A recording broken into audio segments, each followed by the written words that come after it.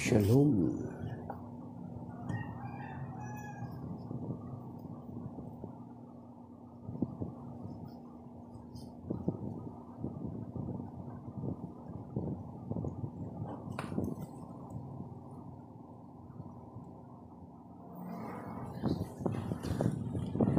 Shalom.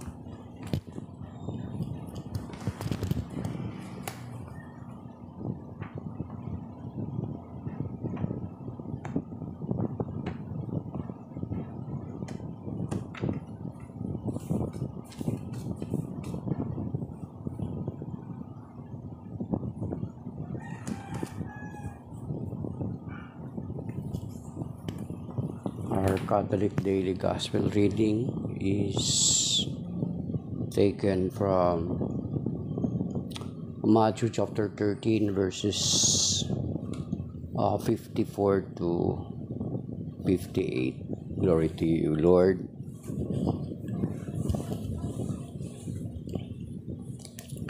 He came to his native place and taught the people in their synagogue. They were astonished and said, "Where did this man get such wisdom and mighty deeds? Is he not the carpenter's son? Is not his mother named Mary, and his brothers James, Joseph, Simon, and Judas? Are not his sisters all with us? Where did this man get all this?" And they took offense at him. But Jesus said to them, "A prophet is not without honor except in his native place and in his own house." And he did not work many mighty deeds there because of their lack of faith. The Gospel of the Lord. Praise to you, Lord Jesus Christ. So ang Ebanghelyo ngayon, mga kapatid, before that, ang background ko pala ngayon is another style ng the Last Supper, or the institution of the Passover meal of the Lord Jesus Christ, that we are calling it now as the Holy Eucharist. Okay, so yan.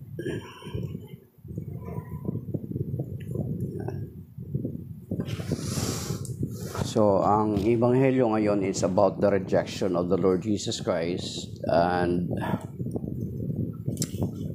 though ito ay familiar na sa atin, or na-discuss ko na ito several times, mga kapatid, but since na ito yung Ebanghelyo ngayong araw, so ang gagawin natin ay di-discuss pa rin natin, and then we'll find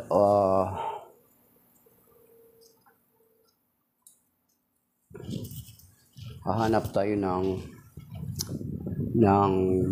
kung ano pa yung pwede nating mai-discuss. Though kahit ulit-ulitin din natin ito discuss, ay alam naman natin na ulit-ulit din itong ginagamit against sa atin. Good morning, Neil Espanya. How's the Spain? Okay. So, ulit-ulitin din natin sapagkat itong talakayin na ito ay patuloy din ginagamit ng ating mga separated brethren against us na si Mama Mary is not a perpetual virgin sapagkat nagkaroon po siya ng mga anak. At gagamitin nila itong passages na ito, and then also in Matthew chapter 12, especially itong Matthew 13:54 to 56, na nagpapatunay na may mga kapatid daw ang Panginoong Jesucristo. Pero hindi ko alam bakit wala pa rin mga official statement na nire-recant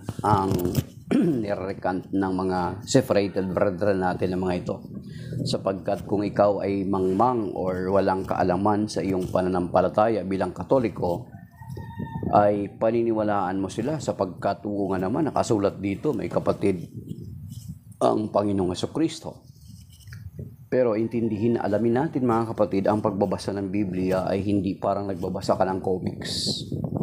Ang Biblia ay dapat intindihin mo siya, ano ba ang alamin mo sino nagsusulat, ano yung audience niya during those times, ano ang intention, at ano ang socio-cultural context nung binasa mo sa Biblia. Hindi mo siya parang pag nabasa ka ng Bible is magja-jump ka kagad into conclusion. So ito yung malimit na pagkakamali ng mga separated brethren natin. Of course, ako hindi ko may tanggi sapagkat ako I was once na nalipat din dati sa Southern Baptist Church. Talagang nalublob din ako sa ilog. And then, nung bumalik ako sa Catholic Church, it is very hard for me na i-embrace kaagad kung ano yung pinanampalatayaan nating mga Katoliko, kahit yung pagsasign of the cross. So, it is very hard for us mga kapatid. Hindi ganun-ganun yun. So, matagal na proseso bago mo matanggap. Kim Sono, blessed morning po. Okay, yes, amen. So, ito yung malimit na ginagamit laban sa atin. Isa sa mga paborito nila. Pero kung inaaral natin yung konteksto mga kapatid, yung cultural context, historical context, yung historical background, yung background nitong ebanghelyo na ito, na may mga kapatid, di umano ang Panginoong Jesucristo, ay maintindihan mo na in reality, wala po siyang mga kapatid. Sapagkat sa Biblia mga kapatid, or sa original na pagkasalin ng Biblia, ang New Testament were written in Griego. Bakit Greek? Kasi noong panahon na yun, they were Hellenized by the Grecian Empire, diba? Ng mga Griego ng Grecian Empire. Alam naman natin ang Grecian Empire na nagiging malaking impluensya sa halos sa buong mundo, parang katulad sila ng Roman Empire din. Diba, maraming empire dumaan. So of course, kung ano yung nakakasakop sa kanila, yun yung mga ingibabaw na language. So during those times, they were Hellenized, or nasakop sila din, nakanan din sila ng mga Griego. So ayan yung common language na ginagamit noong unang panahon. So kung magbabasa kayo ng Bible, ang original language ng Bible is Hebrew, ang Old Testament, written in Old Testament, and may mga part na Aramaic, and then sa New Testament ay Greek, nakasulat sa Greek, and then may some other parts na mga Aramaic ang New Testament. So sa original na pagkasalin ng dito sa Matthew chapter 13 verses 54 to 58, itong mga brothers na ito ay sa Griego na salita ay yung adelphos mga kapatid. Pag sinabing adelphos, it does not necessarily mean immediately na ito'y blood brothers, kundi ito'y mga kahalahi or kaangkan nila, isang lahi sila. So, kamag-anak, pinsan, tiyuhin, something like that. Kasi during that time, wala pa naman silang distinction ng tiyuhin, pinsan, or whatsoever. Hindi ko lang alam kung saan nagsimula kailan nagpasimula yung word na pinsan, tiyuhin, tiyahin. Baka sa atin lang nga eh. So, yung adelphos na term is ang kahulugan po noon na ibig sabihin brothers, ang adelphos is not necessarily mean na kapatid niya by blood or by flesh, but rather ay relatives, near relatives, pinsan, tiyuhin, tiyahin, ganun. Meron ba tayong ebidensya niyan sa Biblia? Meron mga kapatid, meron. Ang nabanggit ko na yun before, gusto ko lang ulitin dito sa ito King James Bible ito. Kaya tingnan niyo manipis, pero maganda. Itong King James Bible, ito yung 1611 na authorized version na ginagamit mostly and widely na mga separated brethren natin. Maliban yung mga modern o bagong lumutang na mga sekta, ay gumagamit na sila ng NIV, GNB, Good News GNB, Good News Bible, mga ganon. Mga and any other translation. Pero noong una, ito yung widely and commonly used by our separated brethren ng mga mga Protestant brothers and sisters, ating separated brethren. So titingnan natin dito sa Genesis chapter 13, mga kapatid. Buksan niyo po sa Bible niyo. Although, kung may King James kayo, mas mainam. So, kasi dito mismo, dito sa Genesis sa 13, okay,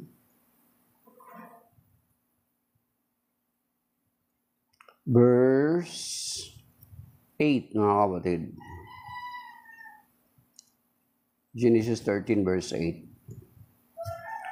And Abram said unto Lot, Let there be no strife, I pray thee, between me and thee, and between my herdmen and thy herdmen, for we be brethren. For we be brethren. Sa brethren, pag sabing brethren is we are brothers. Pero kung titingnan natin yung background, we will read backward this part ng Genesis na patungkol kay Abraham is Lot, ang si Lot ay kanyang pamangkin. Pero dito sa verse 8, Genesis chapter 13 verse 8, ay tinawag ni Abraham na si Lot na kanyang kapatid. Samantala pamangkin niya si Lot. Yan. So yun yung example, mga kapatid. Now when we read the word brothers or sisters of the Lord, it does not immediately mean it is his blood brothers or brothers or sisters by blood, or yung kapatid niya sa iisang ina or sa iisang ama. It does not mean katulad niyan. So, pinakailangan alamin natin yung context. Yan yung ipinaka-importante, mga kapatid, yung context.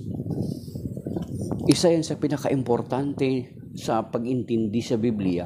Huwag yung pag nagbasa ka parang akala mo comics. Ang Biblia may context. May tinatawag na may mga term na exegesis ina-apply, exegesis, hermeneutics, ganyan.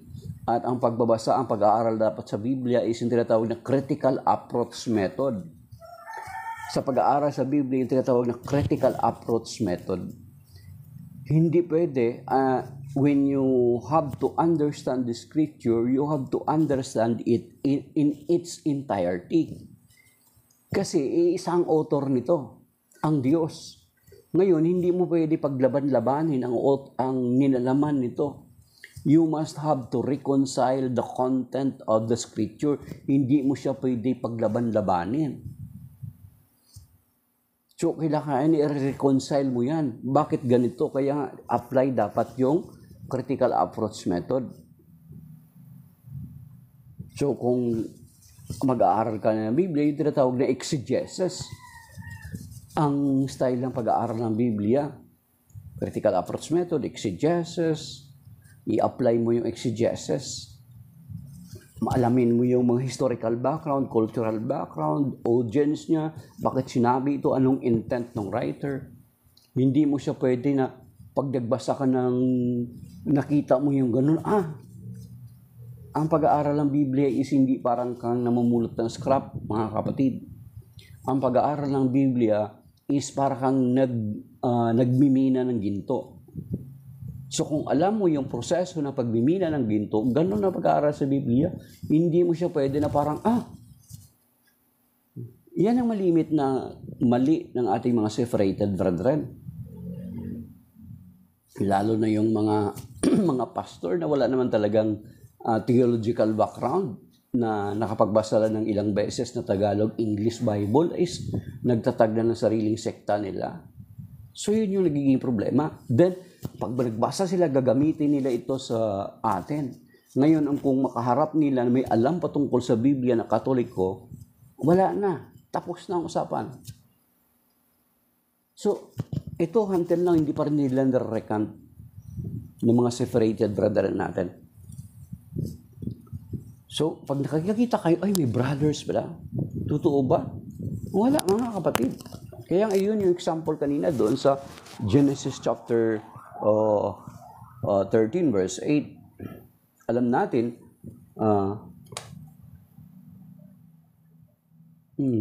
sa Genesis 12 verse 5 na itong si Lot ay makikita natin doon sa Genesis 12:5 na si Lot ay pamangkin niya. So, pero pagdating sa verse 8, tinawag niya, sabi niya, dapat hindi tayo nag-aaway kasama ng iyong mga tagapangalaga na mga hayop niya kasi nag-aaway-away na sila eh. Dahilan sa marami na silang hayop, natural. Hindi, sabi niya, hindi tayo dapat mag-aaway, dapat sapagkat tayo magkakapatid. Magkapatid. So, bagamat tiyuhin siya, sinabi niya, tinawag niya si Lot na kanyang kapatid. So, yun yung example, mga kapatid. So, ang salitang brother sa Bible is adelphos na ang kahulugan ay katumbas ng pinsan, tiyuhin, or kamag-anak. So, hindi brother by blood. So, dito hindi nila tinanggap ang Panginoong Jesucristo. Hindi nila tinanggap kasi yung tinatawag na kilala nila eh. Di ba ginamit pa nga nila na, di ba ito yung anak ni Jose? Anak ng karpentero. Hindi na nila tanggap ang Panginoon. So yan, mga kapatid. Even sa atin, di ba? Sa atin, nagtatawagan tayo na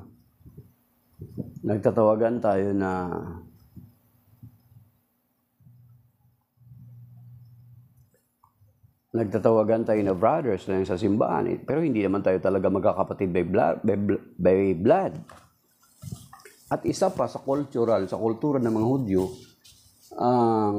yung tinatawag na halimbawa yung magulang ang asawang lalaki ay namatay, automatically ang panganay na anak ay yung para magtatayo na parang padre de pamilya. At kapag namatay ang panganay na anak is ang kasunod na mag-assume is yung ikalawang anak. Pero kung makita natin na nung namatay ang Panginoong Jesucristo, nung ipinako ang Panginoong Jesucristo, wala na, hindi na nakita natin sa kasaysayan ng Biblia na si San Jose ay naroon pa, hindi na kwento rin yung kamatayan ni San Jose. So very discreet yung buhay ni San Jose, di ba? Makikita natin na sa Biblia halos wala kang makita na binanggit si San Jose. Ang lahat lamang na ginagawa niya is obedience. Wala lang. Si Mama Mary, ilan lang din yung mga word na binanggit niya na nakatala sa Biblia. So, si San Jose, noong nakapako ang Panginoong Jesucristo sa krus, di ba?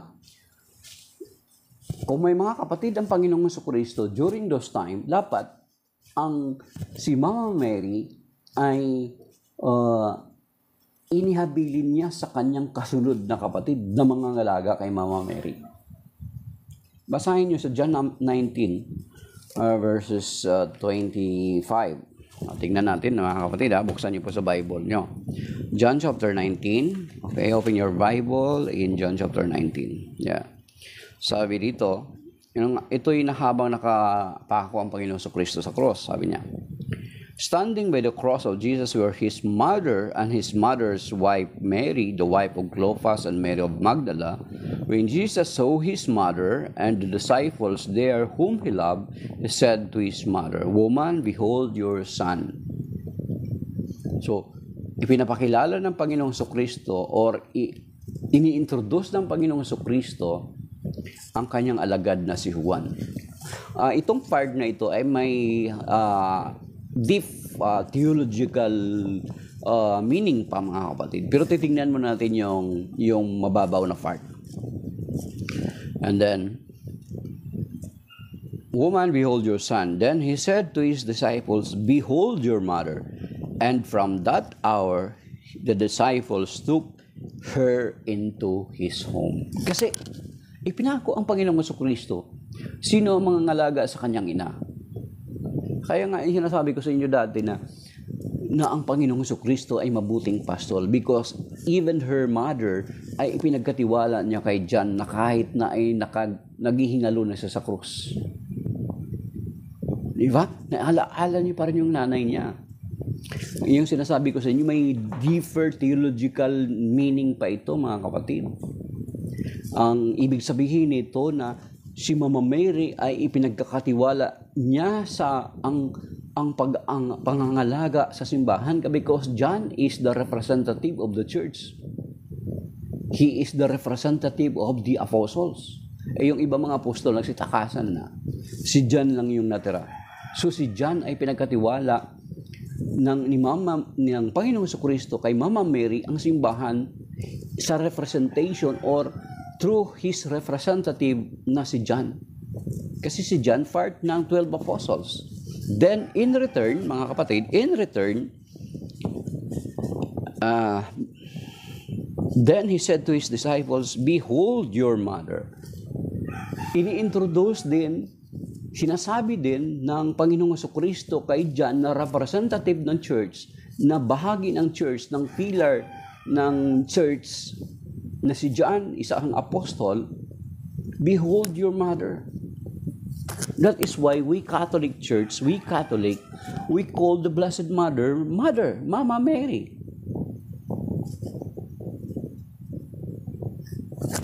Naintindihan niyo po ninyo, mga kapatid? That is why, because Jesus Himself, at the same time, di ba, kapag ang isang mamamatay na tao ay naghahabilin, ay napakahalaga yan na dapat talimahin o sundin. Naghihingalo siya sa cross, yet he never forgot his mother. Then he never forgot his church. Di ba? Ipinagkatiwala ng Panginoong Jesucristo ang pag-aaruga sa simbahan. Then, in return, ang disciple ay ipinagkatiwala din sa disciple ang pangangalaga or pagtanggap sa kanyang ina. Kaya kung ang simbahan ninyo hindi tinatanggap si Mama Mary, then you are not following this part of the Bible. That is why we Catholic, tinatanggap natin si Mama Mary kasi hindi lang two-way ang nangyari dito. Sabi niya, "Woman, behold your son." Nakilala si John na kanyang alagad. So kung ipinakilala or ini-introduce ng Panginoong Jesucristo kay Mama Mary si John, tayo rin. Kasi mga alagad din tayo. We are the modern followers of Jesus. We are the modern disciples of Jesus. So therefore, iniintriga din tayo ng Panginoon. Iniintriga din ng Panginoon tayo sa kanyang ina. Then at the same time, in return, iniintriga din sa atin ng Panginoon ang kanyang ina. But, vice versa, two-way. Hindi isang way lang, two-way. So therefore, kung yun ang ginawa ng Panginoong Jesucristo, bakit there are many of our separated brethren that do not accept the Blessed Mother? Dinidishonor pa nila, dinidisrespect pa nila. That is why we Catholics, we call Mama Mary as Mama Mary, because it is very clear here. And then he said to the disciples, "Behold your mother." Mother, mga ba talaga ni John si John the Beloved? Of course not. Pero sinasabi ng Panginoon sa disciple na representative ng simbahan, sabi niya, "Behold your mother." So kung sinabi ito ng Panginoon sa kanyang unang mga alagad, ganon din tayo because we are the present or we are the current or modern disciples, apostles of the Lord Jesus Christ. So, kung may mga kapatid ang Panginoon sa Kristo, balikan din natin uli yun. So, first to be, hindi niya kay John ihabilin si Mama Mary. Dapat yung kasunod na kanyang kapatid, kung mayroon siyang kapatid. Kasi yun yung kultura ng mga Hudyo, mga kapatid. Kahit yung pag-aasawa, di ba? Sa pag-aasawa, naalala nyo yun, yung isang babae na sa Matthew 22, yung gustong hulihin, itrap ang Panginoon sa Kristo, tinanong siya sino ang magiging asawa ng babae sapagkat yung 7 magkakapatid ay namatay. Kasi sa kultura ng mga Hudyo, sa kultura nila, kapag namatay yung panganay, ang kasunod na ikalawang kapatid, yun yung mag-asawa sa babaeng nabalo for the sake doon sa panganay. Di ba may kwento sa Matthew 22? Namatay yung ikalawa, namatay yung pangatlo, hanggang ikapito namatay lahat. Then, tinatanong nila ang Panginoong Kristo doon, pero bilang trap doon sa Matthew 22, sino sa muling pagkabuhay, sino magiging asawa ng babae? Ano sabi ng Panginoon doon sa Matthew 22? Maling-mali kayo. Sa muling pagkabuhay ay hindi na sila mag-aasawa, kundi sila ay parang magiging katulad ng mga anghel. Of course, hindi magiging anghel, kundi parang katulad sila ng mga anghel. Hindi na sila mag-aasawa. So, ganoon mga kapatid, kaysa pag-aasawa na ganoon. Berin mo, kaya nga yung may kwento sa Old Testament, may kwento doon sa Old Testament na nakalimutan ko ang pangalan. Kinukuhan niya, hindi niya pinarusahan siya sapagkat yung namatay yung kuya niya, namatay siyang nag-assume ng asawa ng kuya niya para kapag magkaanak sila is ito'y i-attribute dun sa kuya niya. Yung sa Old Testament yan mga kapatid, hindi ko na maalala yung pangalan. So ang binhi niya is itinatapon niya. Kaya siya nagkasala. Okay. Thank you for reminding Neil. Okay. Angelus po tayo mga kapatid. The name of the Father, the Son, the Holy Spirit. Amen. The angel of the Lord declared unto Mary, and she conceived by the power of the Holy Spirit. Hail Mary, full of grace, the Lord is with you. Blessed are you among women, and blessed is the fruit of thy womb, Jesus. Holy Mary, Mother of God, pray for us sinners, now and at the hour of our death. Amen. I am the handmaid of the Lord, be it done to me according to your word. Hail Mary, full of grace, the Lord is with you. Blessed are you among women, blessed is the fruit of thy womb, Jesus. Holy Mary, Mother of God, pray for us sinners, now and at the hour of our death. Amen.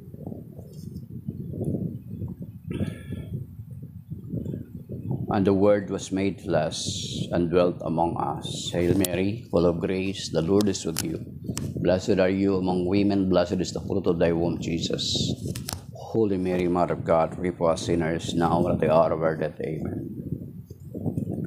Pray for us, O Holy Mother of God, that we be made worthy of the promises of Christ. Let us pray, for forth we beseech thee, O Lord, to grace into our hearts, that we to whom the incarnation of Christ your Son was made known by the message of an angel, may by his passion and cross be brought to the glory of his resurrection, through the same Christ our Lord. Amen. Glory be to the Father, to the Son, to the Holy Spirit, as it was in the beginning, is now, and ever shall be, world without end. Amen. Glory be to the Father, and to the Son, to the Holy Spirit, as it was in the beginning, is now, and ever shall be, world without end. Amen. Glory be to the Father, and to the Son, and to the Holy Spirit, as it was in the beginning, is now, and ever shall be, world without end. Amen. The name of the Father, the Son, and the Holy Spirit. Amen. So, okay. So, shalom mga kapatid. So, yun mga kapatid, na dito sa John 19 verse 25, pinapakita na kung may kapatid ang Panginoong Jesucristo, is dapat binanggit na yun dapat doon sa kanila ihahabili ng Panginoong Jesucristo ang kanyang nanay. And from that hour, the disciple took her into his home. Sabi ko nga sa inyo, si Saint John na ang nangalaga sa nanay ng Panginoong Jesucristo. So, ganun mga kapatid. And then yung sinabi ko rin sa inyo, na wala siya kung may kapatid siya, may blood brother siya, or literal na kapatid niya itong binabanggit sa Matthew 13, 54 to 56 din, dapat nabanggit. Kahit doon sa pagpunta nila yearly sa templo, di ba? Nung nagpaiwan siya doon sa templo, may nabanggit ba ng mga kapatid niya?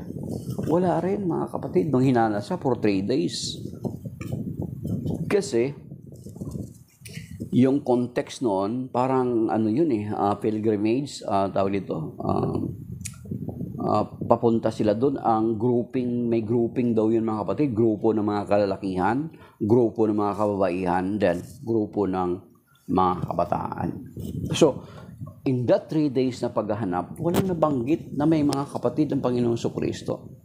So, sinabi ko nga sa inyo na yung Matthew 13:54-56, ang konteksto dapat alamin natin. Alamin natin yung kultura, alamin natin yung konteksto, yung exegetical, yung exegesis ng ebanghelyo. Yun yung mas malalim na pag-aaral. Hindi yung pag nabasa mo lang, tingnan nyo. Magja-jump into conclusion ka na kaagad. You have to understand the scripture, the Holy Scripture in its entirety. Hindi ka kaagad mag-jump into conclusion. Sabi ko na nga ba mali talaga yung Katoliko. Tingnan mo, nakalagay dito, Hindi ganun. Di ba? Isang example pa na bakit kalimitan ng mga ganong uri ng hindi lamang ito, di ba? Ganong uri ng pag-interpret ng Bible ay mali. Yung sinasabi nila doon sa ang isa pa sa sinasabi nila na Matthew chapter 23 verse 9. Di ba? Yan din, isa rin yan, pangalawa yan sa mga malimit din na ginagamit ng mga kapatid nating protestante laban sa atin. Ngayon, kung ikaw na Katoliko, walang kakaalam-alam sa Biblia, paniniwalaan mo yun. Kasi nakalagay doon, huwag ninyong tawagin ang sinumang ama dito sa lupa sapagkat iisa ang inyong ama, ang amang nasa langit. Then sasabihin nila, tingnan nyo kayong mga Katoliko, tinatawag ninyong ama ang mga pari, father ang mga pari. Sinasabi dito sa Matthew 23 verse 9 na huwag tawagin ang sinumang tao dito sa lupa sapagkat isa ang inyong ama, ang amang nasa langit. Yun yung gagamitin nila sa atin. Hindi nila tiningnan yung word na sinuman. Hindi nila inintindi yung word na sinuman, anyone. Yet, these pastors who are teaching their congregation, these people who are saying na huwag tawagin sinumang tao dito sa lupa, guilty rin sila. Bakit hindi nila sinusunod kung literal yun? Bakit? Because tinatawag pa rin sila ng kanilang mga anak na ama, daddy, tatay, papa. So therefore, they violate that verse. Yun yung example ng pag-unawa. Iunawain ka agad ng mag-jump ka agad into conclusion na hindi mo inuunawa ang konteksto. Yan. Pangalawa yan, mga kapatid. Yes, good morning, Brother June. Brother June, may narinig ka na bang pastor na ang tawag sa kanila ng kanilang mga anak bilang pagsunod sa Ebanghelyo, Matthew 23 verse 9, may narinig ka na po bang tinawag sila na tito ng kanilang mga anak? Meron na po ba, Brother June?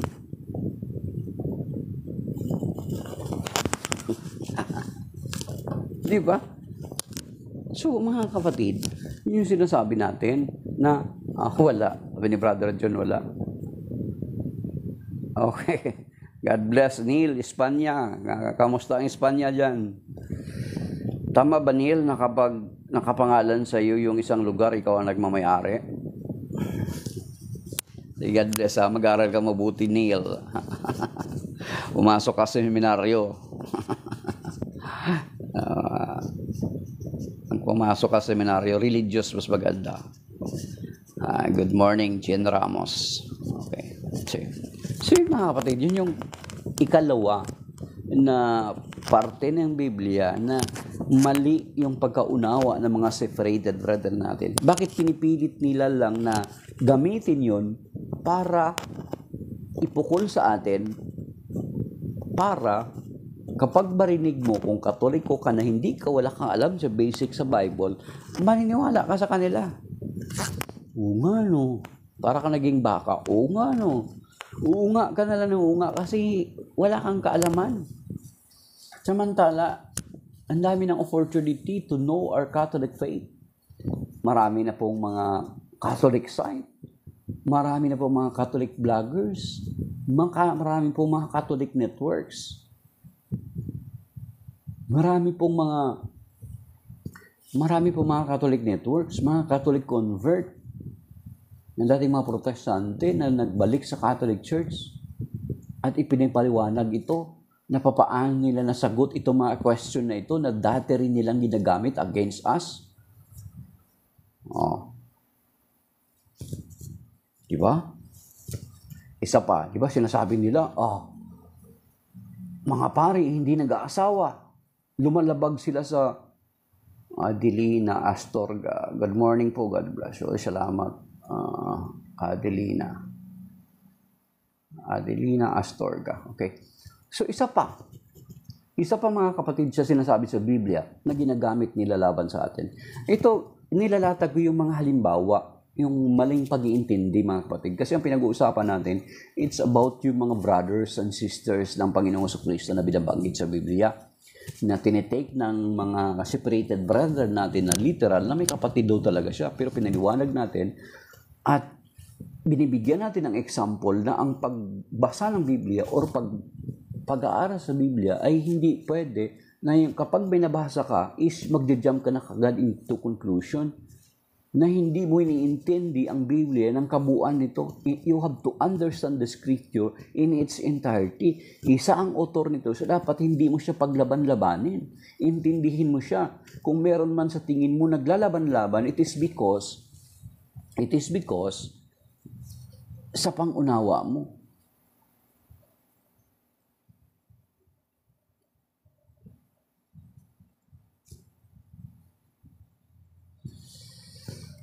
Ayan, Brother John. Tama yun, kaunti lang nagdaan na seminar sa loob ng simbahan. Catholic in religion, pagan in faith. Actually, yung tinatawag na isang term, Brother John, na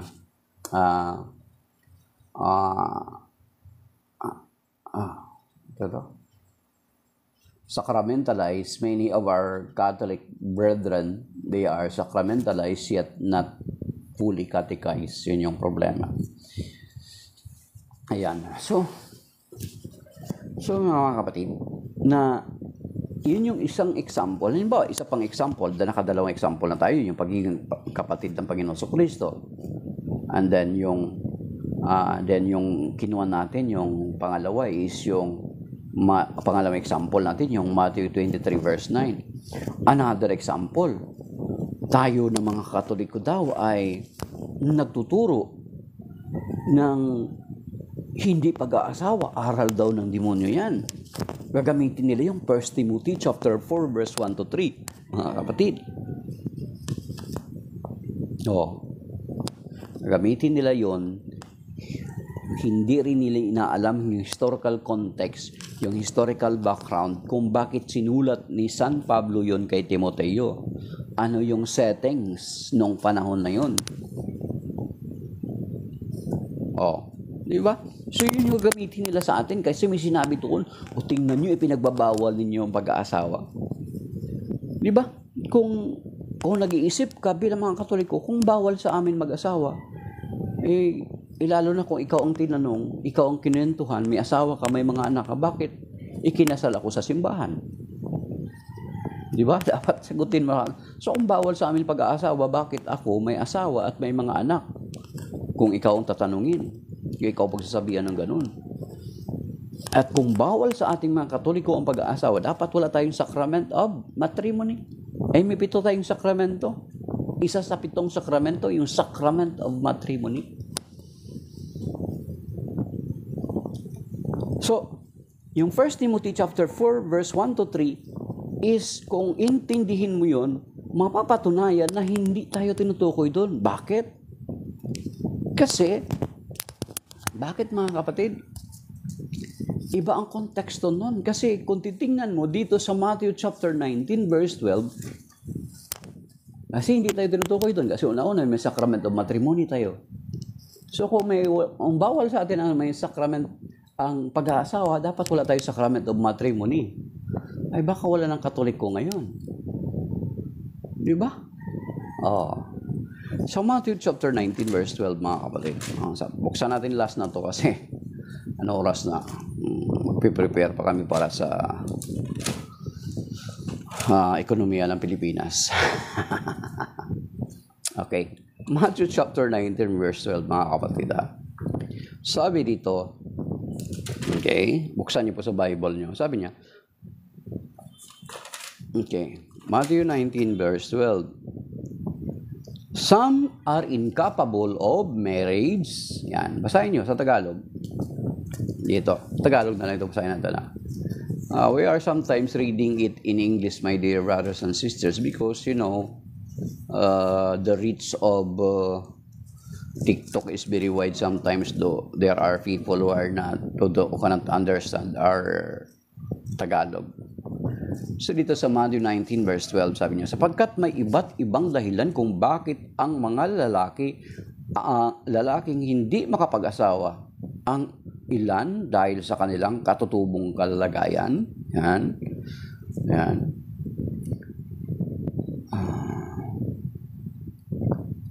ang iba dahil sa kagagawan ng ibang tao ay nagagayon sila. Mayroon namang hindi nag-aasawa alang-alang sa ikauunlad ng paghahari ng Diyos. Ang makatatanggap ng simulaing ito ay tumanggap nito. So you see, very clear, may ilang hindi nag-aasawa alang-alang sa paghahari ng Diyos. Ang sino mang makatanggap ng simulaing ito ay tumanggap nito. Kaya nga, sa loob ng seminary, habang nag-aaral sa seminary ang mga magpapari, may mga discernment pa rin yan. Hindi kumuno na seminaryo na sila, ay sigurado na sila magiging pari. Kaya yung ibang mga nagsasponsor, magsasponsor lang sila kapag mga major seminary na. Pero yung mga minor seminary pa lang, high school pa lang, hindi sila. Kung mag-philosophy ka na, theology ka na, yan, magsasponsor sila. Or sa college na, merong ganon. Kasi, pagkatapos mo ng seminaryo, lalo sa religious, alam ko sa amin na ganito. Pagka-graduate mo ng college, na 5-year college, isang free college, and then 4-year sa college. Then meron sila tinatawag na postulancy, 2 years. Mag-i-immerse sila sa community. Then after ng 2 years, postulancy, ang kasunod is, nakalimutan ko. Novitiate, 2 years again. Then after ng novitiate, magkakaroon uli sila ng mag-aaral sila ng theology at philosophy, AV theology at saka AV philosophy, 2 course. Then brother sila, i-consider sila ang congregation of brother. Then after that, magkakaroon ng tinatawag na magdi-discern sila kung itutuloy pa rin ba nila yung pagpapari. Nung tinatawag na bibigyan sila ng period of time to discern kung talagang magpapatuloy pa sila. So kung sa tingin nila they are willing, after that ay nasa stage na sila ng ordination bilang diakono. Then there is another pagdating ng diakono period ng 6 months lang. After ng 6 months, kung they are thinking and talagang fully na discern na nila kung ano yung will ni Lord sa kanila, saka sila magpapa-ordain as priest. Ibig sabihin, tinatanggap nila yung bukasyon nila na fully ay iaalay nila ang buhay nila sa Panginoon at hindi sila mag-asawa. Yun yung sinasabi sa Matthew 19 verse 12. Kaya hindi mo pwede gamitin sa amin yung 1 Timothy chapter 4 verse 1 to 3. Kasi unang-una, lalabag yan sa sinasabing na meron kaming sacrament of matrimony at saka yung Matthew chapter 19 verse 12 at sasaka sa yung sa 1 Corinthians chapter 7. Yan. Sinabi si Brother June na sabi niya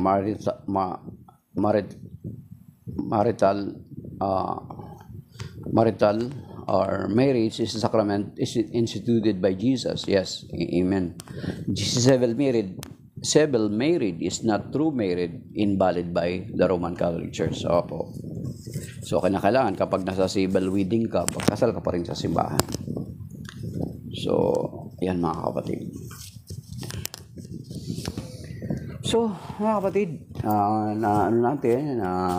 natilakay natin na ang Panginoong Kristo ay ipinakita natin na wala pala talaga siyang mga blood brothers. Na may misinterpret lang ito ng ating mga separated brethren. At patuloy nila itong ginagamit para makaakay ng mga mahihina nating mga kapwang Katoliko. At napaliwanag natin at nagbigay tayo ng halimbawa, ng 3 halimbawa.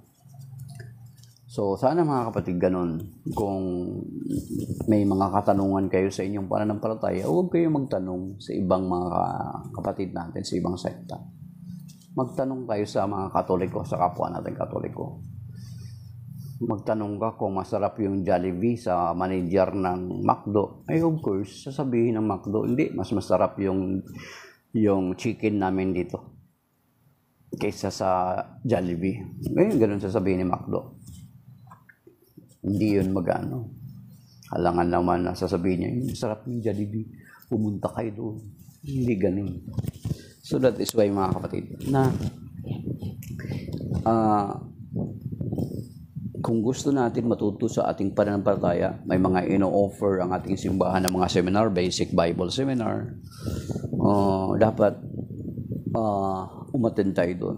May basic Bible seminar level 1 to 3. And then after that, sa amin dito sa diocese, may ino-offer na tinatawag na lay ministry of the word. Dati 13 Saturdays yun, ngayon senior 10 na.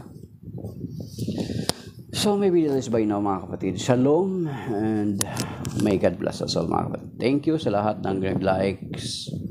1,600 likes. Pero hindi naman yan lahat 1,600 katao. And then yung nanonood, yung current nakalagay 10. Pero yung iba na though hindi sila nag-tap ay andyan sila sumisilip at they considered also to listen and hear and listen to our part as Catholic. So, may God bless us and keep us safe and sound this Wednesday. Shalom. Amen.